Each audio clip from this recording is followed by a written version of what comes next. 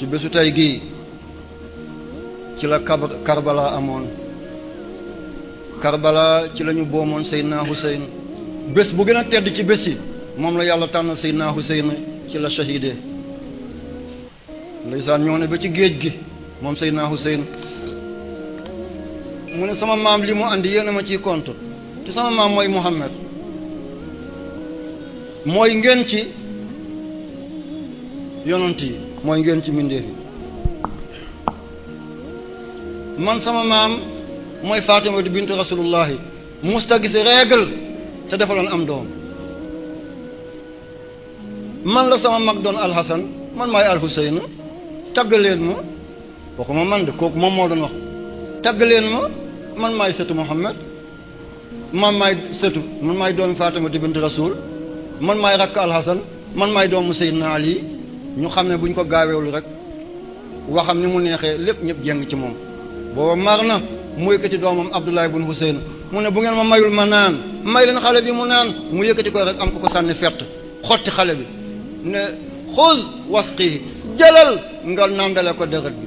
ngi san deret bi tuuru ci kaw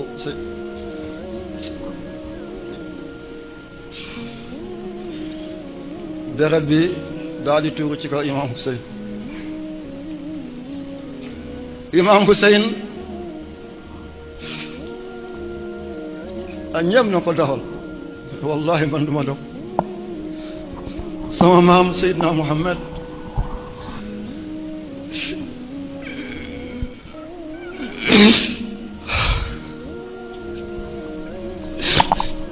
mu ne sama maam Seydina Muhammad xamul woon daw wallahi man duma dog mu dugal ñaari tànkam ci tubéyam mu ne yàlla pare na loo dogal ci man gërëm na sama maam yonent bi daawul daw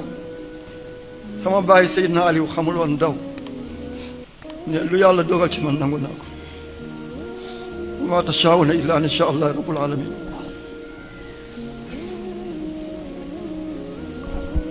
ku ñu tuddee Shammar ibn Zi Jawzan mu fekk ko daal di dagg bopp bi ñu yóbbul bopp bi Yazid bun Muawiya ca Damas ca Sham kon muso bi ñu nekk ñoo ko jëndee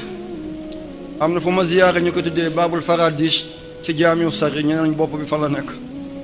yaram bi mi ngi Kuufa mi ngi Karbala ca réewu Irak